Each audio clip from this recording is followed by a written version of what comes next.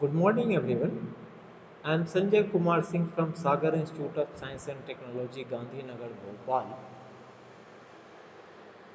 Today, in lecture number 2 of third unit, here we will discuss about Buckingham Pi theorem.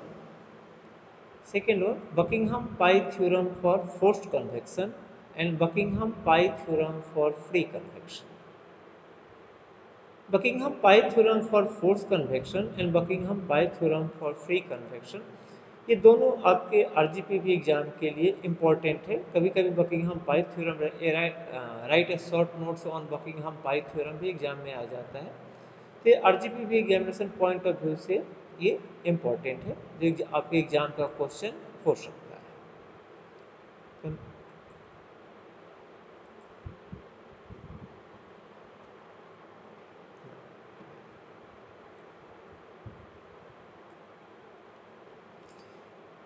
First,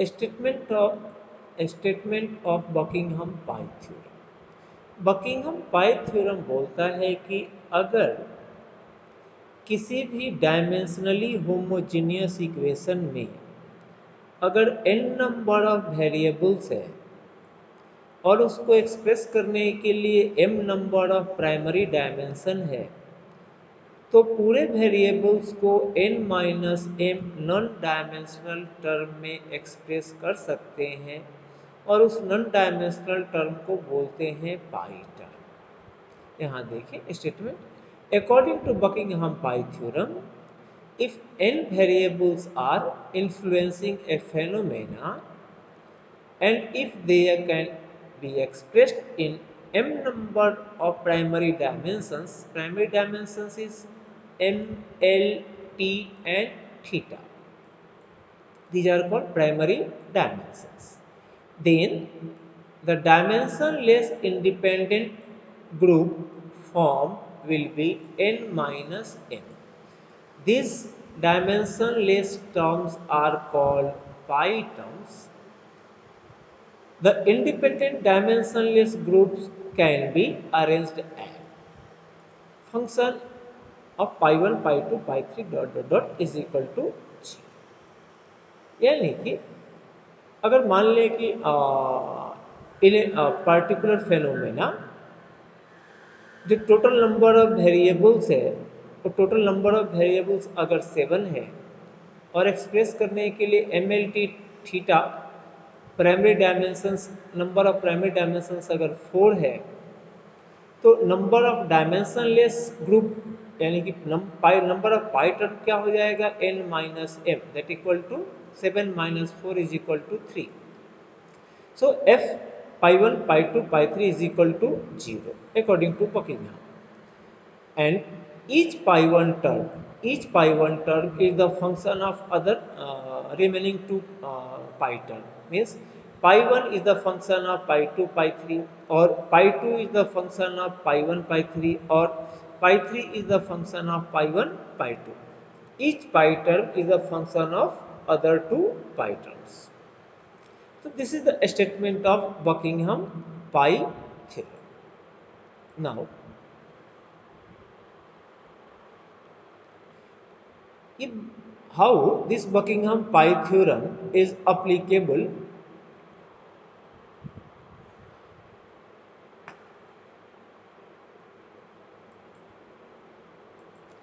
how this Buckingham pi theorem is used in case of free convection and forced convection, here we will see. First, dimensional analysis of force convection. आपके exam में जो question किसी भी mode में आते रहता है कि dimensional analysis for force convection, और derive Buckingham pi theorem for force convection, or so that for force convection Nusselt number is the function of Reynolds number and Prandtl number। ये किसी भी मोड में एग्जाम में आते रहता है। तो now in case of force convection the number of influencing variables, force convection के केस में जो इन्फ्लुएंसिंग वेरिएबल्स होता है जिस पर कि rate of heat convection depend करता है सबसे ज़्यादा, वो होता है डायमेंशन, यानी कि ट्यूब है तो डी, अगर प्लेट है तो हो जाएगा एल, यानी कि D diameter, density of the fluid, dynamic viscosity of the fluid, velocity of the fluid, thermal conductivity of the fluid, convective heat transfer coefficient of the fluid, specific heat of the fluid. These, these are seven influencing variables used in forced convection. Used in forced convection. Now, number of influencing variables is equal to 7. Well, to express these seven variables, we have four number of primary dimensions, that is m, l, t and theta. Therefore, according to Buckingham pi theorem, the number of dimensionless group will be number of variables affecting the phenomena minus number of primary dimensions used. Means number of variables are 7, number of primary dimensions are 4, 7 minus 4 is equal to 3. Means जो dimensionless term होगा वो कितना होगा, 3 होगा, यानी कि that is pi 1, pi 2 and pi 3. अब according to बकिंगहाम, अब हमें तीनों जो ग्रुप है पाई 1, पाई 2, पाई 3, ये तीनों को हम ग्रुप करते हैं. तो यहाँ से पाई 1, पाई 2, पाई 3 में जितने नंबर ऑफ प्राइमरी डायमेंशन होता है, यहाँ नंबर ऑफ प्राइमरी डायमेंशन कितना है, 4. यहाँ नंबर ऑफ प्राइमरी डायमेंशन है 4. तो 4 नंबर ऑफ वेरिएबल्स यहाँ से हम सेलेक्ट करते हैं, हम 4 नंबर ऑफ वेरिएबल सेलेक्ट करते हैं, जिसको हम बोलते हैं रिपीटिंग वेरिएबल्स. तो अलग अलग कंडीशन से हम सेलेक्ट करते हैं, एक फ्लूइड प्रॉपर्टी से, एक डायनामिक प्रॉपर्टी से, एक काइनेमेटिक प्रॉपर्टी से, एक ज्योमेट्री से, अलग अलग पैरामीटर से हम प्रेफर करते हैं कि इसमें से 4 वेरिएबल्स को सेलेक्ट करें और वो चारों वेरिएबल्स पाई 1, पाई 2, पाई 3 जितने भी पाई टर्म होगा उसमें कॉमन होगा. तो हमको ध्यान रखना है कि number of repeating variable must be equal to number of fundamental unit और प्राइमरी डायमेंशन. तो प्राइमरी डायमेंशन है यहाँ 4. तो यहाँ से आउट ऑफ 7 हम ये 4 डी, रो, म्यू, के, ये 4 वेरिएबल्स को सेलेक्ट किए, इसको बोलते हैं रिपीटिंग वेरिएबल. क्योंकि डी, रो, म्यू, के ये पाई 1 में भी होगा, पाई 2 में भी होगा एंड पाई 3 में भी होगा. चारों में ये रिपीटिंग वेरिएबल्स होगा. बचा जो 4 रिपीटिंग वेरिएबल्स हो गया, जो बाकी 3 बचा उसको बोलते हैं सेलेक्टिव वेरिएबल. तो उसमें से सेलेक्टिव वेरिएबल 3 जो बचा हुआ है उसमें से किसी एक को पाई 1 के साथ, दूसरे को पाई 2 के साथ, तीसरे को पाई 3 के साथ अटैच कर देते हैं. तो पाई 1 के साथ मैंने भी अटैच किया, पाई 2 के साथ सीपी एंड पाई 3 के साथ कन्वेक्टिव हीट ट्रांसफर कोफिशिएंट. अब जितने भी रिपीटिंग वेरिएबल्स है उसके ऊपर हम पावर लिख देते हैं, कुछ भी ए बी सी डी या A1, A2, A3 एनीवन. तो यहाँ हमने रिपीटिंग वेरिएबल्स के ऊपर पाई 1 में A B C D, pi 2 term में E F G H, pi 3 term में आई जे के एल, इसके पावर में हमने लिखा. तो जितने भी रिपीटिंग वेरिएबल्स होगा उसके ऊपर पावर हम अपने मन से कुछ भी डाल देंगे. इसके बाद नाउ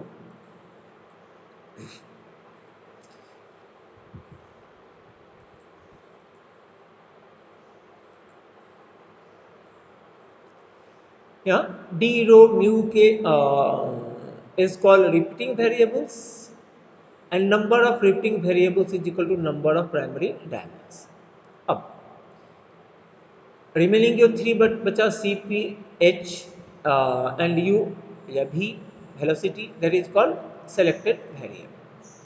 अब एक एक करके हम कंसीडर कर रहे हैं। फर्स्ट हम कंसीडर कर रहे हैं पाई वन टर्म।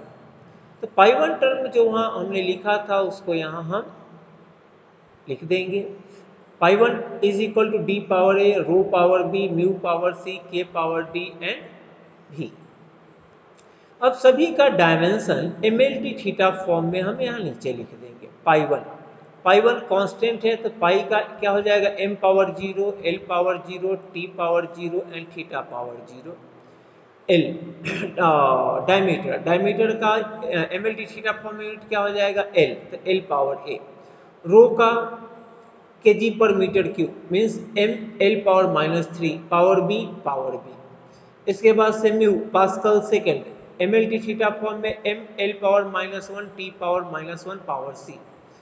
के बाद के thermal conductivity watt per metre kelvin का M L T theta form में क्या हो जाएगा, M L theta power -1 T power -3 power D.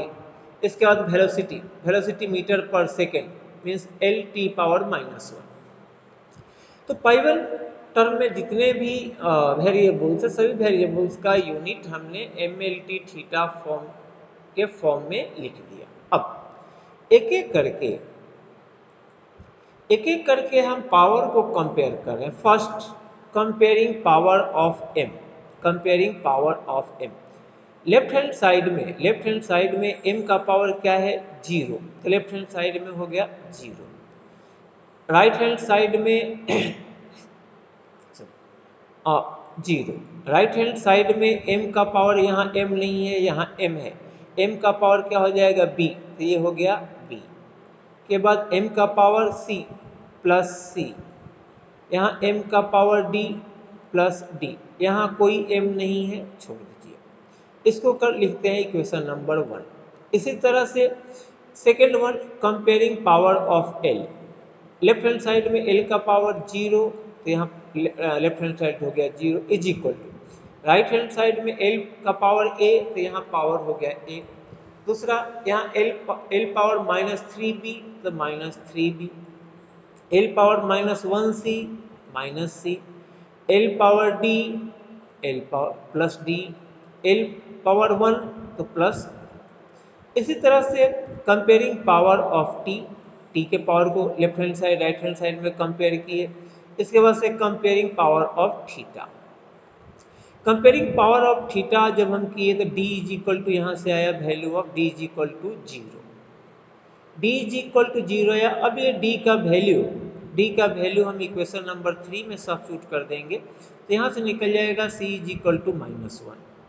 इसी तरह से c एंड d का वैल्यू जब हम इक्वेशन नंबर 1 में सब्स्टिट्यूट कर देंगे, तो यहाँ से निकल जाएगा value of b is equal to 1। फिर हम a b c का वैल्यू यहाँ सब्स्टिट्यूट बी सी डी का वैल्यू सब्स्टिट्यूट कर देंगे इक्वेशन नंबर 2 में, तो यहाँ से निकल जाएगा a इज इक्वल टू 1। अब हमने चारों जो अपने मन से a b c d power लिखे थे, चारों का वैल्यू हमने निकाल दिया कि d is equal to zero, c is equal to -1, d is equal to +1, a is equal to +1। अब जो बकिंघम पाई थ्योरम में पाई वन जो हमने लिया था, यहाँ अपने मन से ए बी सी डी जो हमने लिया था, उसके जगह पे जो वैल्यू हमने भी यहाँ फाइंड आउट किया वो वैल्यू सब्स्टिट्यूट कर दीजिए। तो सब्स्टिट्यूट कर देंगे तो pi one is equal to D power 1 rho power 1 mu power -1 K power 0 and भी। Anything power 0 is equal to 1, ये टर्म 1 हो गया।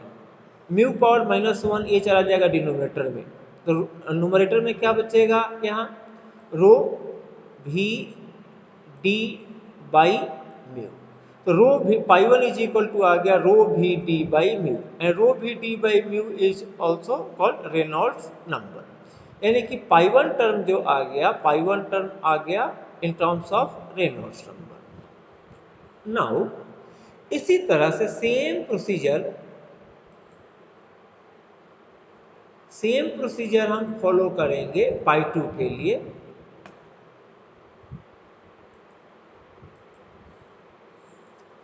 पाई टू टर्म के लिए पाई टू जो भी हम बकिंघम ऊपर स्टेप लिखे थे उसको यहाँ रिपीट कर दिए। डी पावर ई रो पावर एफ म्यू पावर जी के power H C P.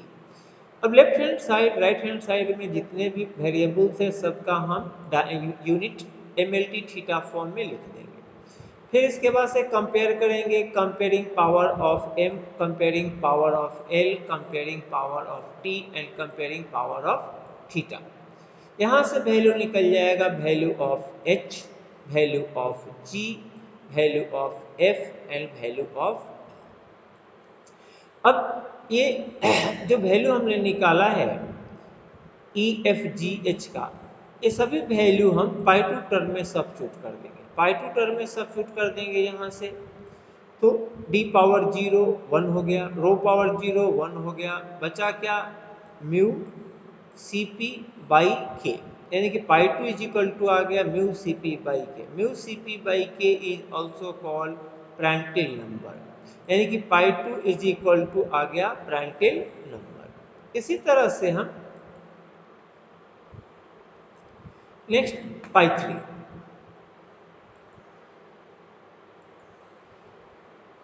Next pi three term D power I rho power J mu power K power L H. अब सभी का हम M L T theta form में unit left hand side right hand side में substitute कर देंगे। इसके बाद से कंपेयर करेंगे, compare power of M, compare power of L, compare power of T, compare power of theta. यहाँ से हमको वैल्यू निकल जाएगा L is equal to -1, K is equal to 0, J is equal to 0, I is equal to 1। अब ये I, J, K, L का value pi three equation में substitute कर देंगे, तो pi three is equal to D power 1, rho power 0 ये हो गया 1, म्यू पावर 0 1। तो यहाँ जो बचा वो क्या एच डी बाई के, तो यहाँ से एच डी बाई के, यहाँ से sorry H D by K, तो pi three is equal to H D by K. H D by K is also called Nusselt number, तो यहाँ से निकाल लिए हम पाई थ्री टर्म। अब पाई थ्री आ गया in terms of Nusselt number. हम जानते हैं according to Buckingham pi theorem कि ईच पाई टर्म जो होता है वो बाकी दो पाई टर्म का फंक्शन होता है। तो यहाँ हमको प्रूफ करना था कि so that Nusselt number is the function of Reynolds number and Prandtl number. तो नसेल्ट नंबर हमको मिला पाई थ्री टर्म में, तो यहाँ हम लिखेंगे कि pi three is the function of pi one and pi two. Pi three है नसेल्ट नंबर NU, या NU is the function of pi one आया था रेनॉल्ड्स नंबर, पाई टू मिला था हमको Prandtl number. So Nusselt number is the function of Reynolds number and Prandtl number. तो ये जो हम डायमेंशन एनालिसिस से हमने ये प्रूफ किया कि for force convection Nusselt number is the function of Reynolds number and Prandtl number. तो ये एग्जाम में आएगा, यहाँ तक प्रूफ करने के लिए 14 मार्क्स का, तो यहाँ से हम यहाँ कंप्लीट करेंगे। न्यूमेरिकल सॉल्व करने के लिए ये कॉन्सेप्ट की फोर्स कन्वेक्शन है, तो नसेल्ट जो फंक्शन होगा Reynolds number and Prandtl number का। फ्री कन्वेक्शन में के केस में नसेल्ट नंबर जो फंक्शन होगा वो ग्रेसोफ नंबर एंड प्रांटल नंबर का, जो आगे हम देखेंगे। ये दोनों हमको ध्यान में रखना होगा, न्यूमेरिकल सॉल्व करने में हमको इसकी जरूरत पड़ेगी। Now similarly second,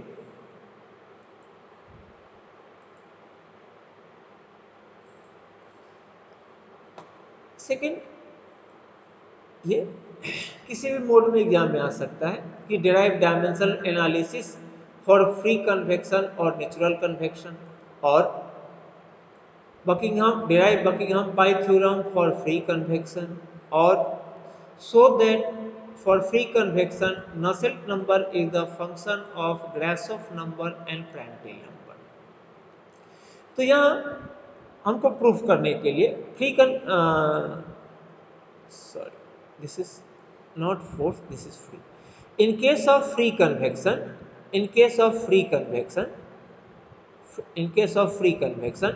the influencing variables are, बाकी सारे पैरामीटर वही रहता है।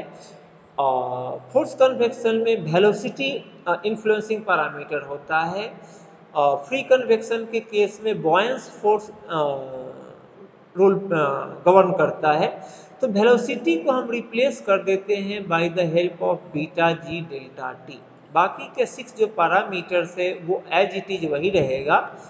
फोर्स कन्वेक्शन में हम वेलोसिटी लेते हैं, फ्री कन्वेक्शन के केस में वेलोसिटी को रिप्लेस कर देते हैं by the help of beta G delta T, जहां बीटा क्या है, कोफिशिएंट ऑफ वॉल्यूमेट्रिक एक्सपेंशन, इसका यूनिट पर डिग्री सेल्सियस या per degree Kelvin, G acceleration due to gravity, delta T temperature difference. तो यहाँ से बीटा जी डेल्टा टी का जो यूनिट होगा वो पर डिग्री केल्विन केल्विन कैंसिल, यानी कि बीटा जी डेल्टा टी का जो यूनिट होगा वही होगा जो एक्सेलरेशन ड्यू टू ग्रेविटी यानी कि जी का यूनिट होगा। तो नाउ यहाँ से this is by mistake I have typed here fourth convection, this is free convection, just consider as free convection. Now these are the 7 influencing variable in free convection, and primary dimensions are 4 mlt theta. Now तो number of repeating variables या number of first pi number of pi term is equal to क्या हो जाएगा, number of variables minus number of primary dimensions. Number of variables है 7, number of primary dimension 4, 7 minus 4 that equal to 3, 3 means pi 1 pi 2 pi 3। Now अब पाई 1 पाई 2 पाई 3 को हम group कर रहे हैं, इसमें से 4 रिपीटिंग, चूंकि नंबर ऑफ प्राइमरी डायमेंशन कितना है 4, नंबर ऑफ प्राइमरी डायमेंशन है 4, तो यहाँ से हम number of repeating variable select करेंगे 4। तो रिपीटिंग वेरिएबल एल रो म्यू के, ये चारों तीनों जो चारों वेरिएबल्स है ये तीनों पाई टर्म में आएगा। इसके ऊपर हम पावर लिख देंगे अपने मन से A B C D E F G H I J K N. बाकी जो 3 बचा जिसको हम बोलते हैं सिलेक्टेड वेरिएबल, तो एक एक के साथ अटैच कर देंगे। पाई 1 के साथ बीटा जी डेल्टा टी, पाई 2 के साथ सी पी, पाई 3 के साथ एच। तो बाकी इसके साथ हम अटैच कर दिए। अब अटैच करने के बाद एक एक करके हम स्टडी करें।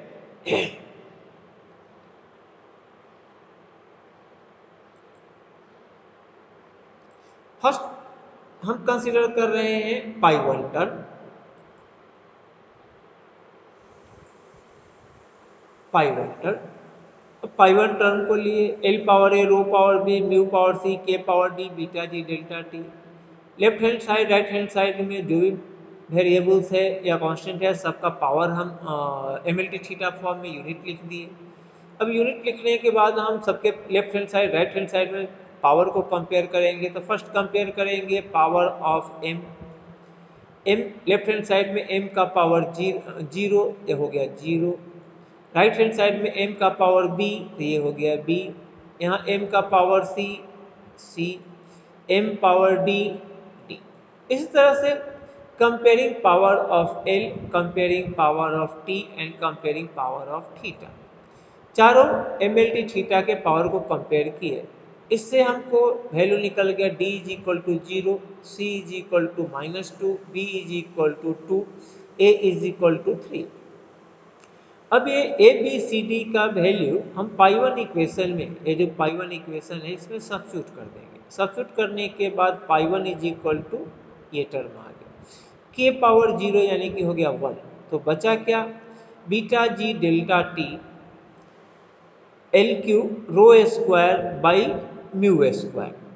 रो हम जानते हैं कि nu is equal to mu by rho, तो म्यू बाई रो को हम लिख सकते हैं न्यू।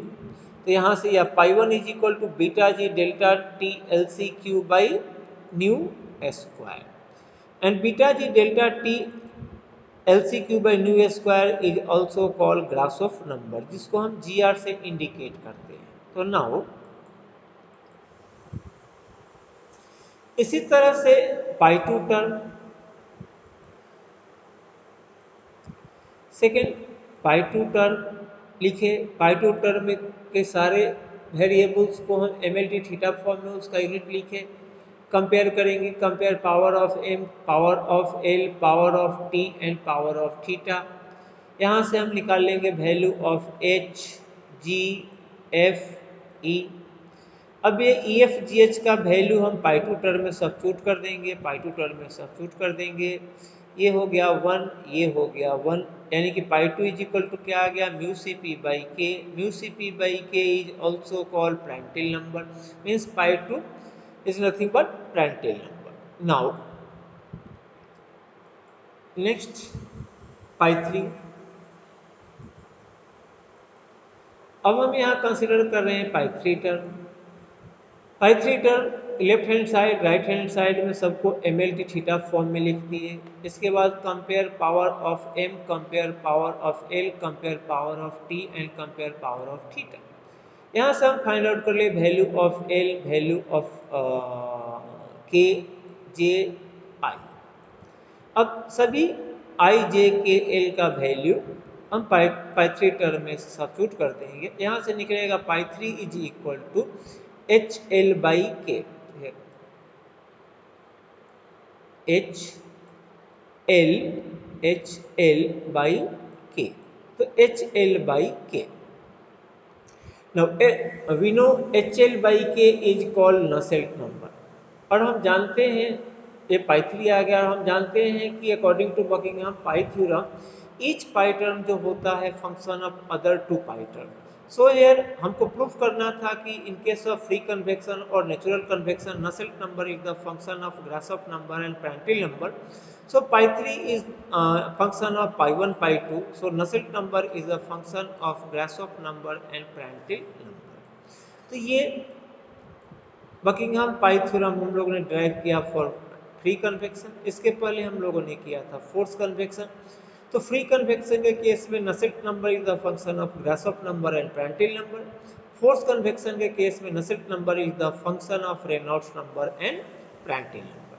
तो इतनी चीजें हमको यहाँ जाननी है। और तो मिलते हैं नेक्स्ट क्लास में, तब तक के लिए have a good day, thank you.